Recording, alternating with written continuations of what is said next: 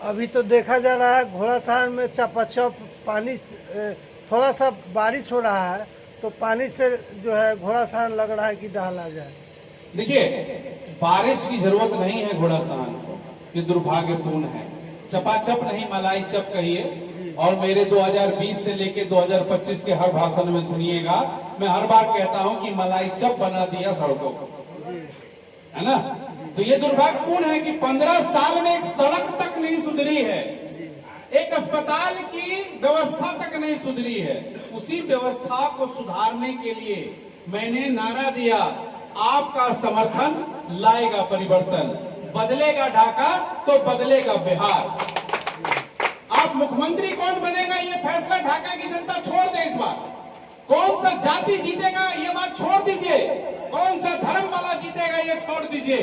इस बार निर्णय ये लीजिए कि जो हमारे बच्चों की रोजगार की बात करेगा हम उसके साथ रहेंगे, जो हमारे बच्चों की शिक्षा की बात करेगा हम उसके साथ रहेंगे, जो हमारे किसान भाइयों का गन्ना रीगा चीनी मिल रैक पॉइंट घोड़ासहन चैनपुर में बन जाए उसकी वकालत सदन में जाके करेगा, वोट उसको दिया जाएगा। जो बस पड़ाव की बात करेगा, जो ट्रेन ठहराव की बात करेगा, जो महिला डॉक्टर की बात करेगा, जो रेफरल अस्पताल में MRI CT स्कैन की बात करेगा, जो ब्लॉक और थाने में भ्रष्टाचार है, सरकार ने जो नया नियम बनाया ऑनलाइन जमीन को करना,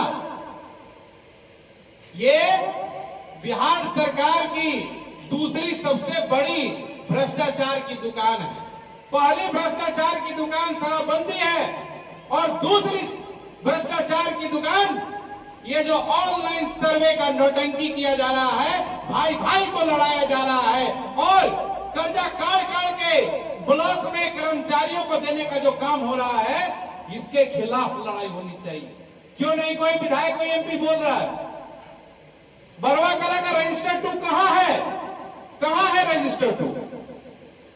बताइए, पूछिए आप लोग, मीडिया के लोग हैं, कल CO साहब से पूछिए कि अभिजीत सिंह ने आपको फोन किया था कि नहीं किया था। यहां सरपंच साहब बैठे हैं, सुनने में तो यहां तक आया है कि चैम्बर से कुर्सी तक गायब कर दी गई है अधिकारियों की, कि जनप्रतिनिधि आएंगे तो खड़े रहेंगे। अरे जनप्रतिनिधि को बात छोड़िए, अगर घोड़ासहन का एक गरीब फटे हुए गंजी में भी जाता है और उसे बैठने की जगह नहीं दी जाएगी तो ये अभिजीत सिंह वैसे अधिकारियों को उस चैम्बर से निकालने का काम करेगा।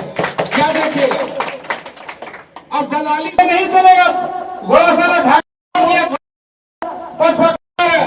थाना, अगर आपको काम करने की नियत नहीं है तो ट्रांसफर ले लीजिए। 4 महीना और बचा हनीमून पीरियड का, उसके बाद आपका हैप्पी बर्थडे निश्चित है। एक बार परिवर्तन आएगा ये निश्चित है। और जहां तक बात है भ्रष्टाचार की, मैं उन लोगों से भी अपील करना चाहता हूं, क्योंकि भ्रष्टाचार एक हाथ से नहीं होता है मेरे भाई। आपसे अगर पैसा मांगा जा रहा है, आप पैसा मत दीजिए, उसका वीडियो अगर सक्षम नहीं है आप मेरे पास आइए, मैं आपकी बैसाखी की लाठी बन के उसके ऊपर टूटूंगा। विश्वास कीजिए, जिस दिन आप मेरे पास आएंगे और लिखित रूप से आएंगे कि मैंने आवेदन दिया है और ब्लॉक या थाना मेरी बात नहीं सुन रहा है, ये अभी तो सिर्फ ब्लॉक या थाना की गेट पर धरने पर जरूर बैठ जाएगा। लेकिन सिर्फ बोल वचन करके आइए तब नहीं चलेगा। आप लिखित तौर पे आइए कि हमने एक दरखास्त दिया अपने जमीन का रजिस्टर 2 में चढ़ाने के लिए या ऑनलाइन, लेकिन अभी तक कोई कार्रवाई नहीं हुई है। आप निश्चिंत रहिए, जरूरत पड़ेगा तो मैं जिला मुख्यालय DM तक जाऊंगा, क्योंकि मैं एक बात अच्छे से जानता हूं कि कलम की इंक में बहुत ताकत है। भीमराव अम्बेडकर साहब ने भी कहा है कि शिक्षा शेरनी का दूध है, और उसी दूध को पी के अभिजीत सिंह आज आपके लिए लड़ने के लिए खड़ा है। भ्रष्टाचार को रोकना है, लेकिन कौन रोकेगा? सिर्फ अभिजीत सिंह धरना देगा उससे रुक जाएगा क्या? नहीं, आप सब मिलकर रोकिएगा। आप दरखास्त दीजिए, आपसे पैसा मांगा जा रहा है, आप मेरे पास आइए, हम सब मिलकर चलेंगे। आप वहां पैसे मत दीजिए। फिर देखिए, कुछ दिन पहले जो है वही बस स्टैंड में ई-रिक्शा चालक वालों ने हंगामा किया था, जबकि वो पैसा देता है टैक्स के रूप में, लेकिन उसको जगह अस्थाई नहीं मिलता है, जिसके वजह से वो पहली बात ये है सड़क भी जाम किया था। घोड़ासहन में रेलवे की जमीन में पूरी तरीके से अवैध वसूली होती है, अवैध वसूली होती है। घोड़ासहन स्टेशन के सामने टैक्सी स्टैंड के नाम पे घोड़ासहन के दाहिने और बाएं जितना भी रेल का जमीन है, जितने भी दुकानदार हैं, टेम्पू वाले हैं, उन सबों से अवैध वसूली होती है। और अवैध वसूली के कारण अभी पीछे कुछ गरीब दुकानदार का घर भी जला दिया गया, दुकान भी जला दिया गया। तो इसमें दोनों चट्टे बट्टे हैं, दोनों के लोग हैं, चंगलू और मंगलू दोनों के लोग हैं इस भ्रष्टाचार में लिप्त। आप सब जानते हैं कि कौन लोग हैं।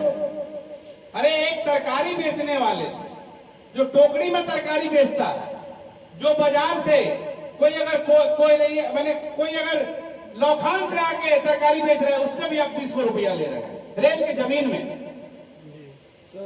इसके ऊपर आज तक कोई संज्ञान किसी सरकार ने नहीं लिया। उसको तो अंचलाधिकारी कहते हैं कि वो जमीन हमारा रेल का नहीं है। देखिए, जो वो जमीन कहते हैं, जो आप बाजार की बात कर रहे हो, घोड़ासहन बड़का बाजार की बात कर रहे हैं, हम बात कर रहे हैं धालापर की, हम बात कर रहे हैं बस स्टैंड की, हम बात कर रहे हैं रेलवे लाइन के बगल की।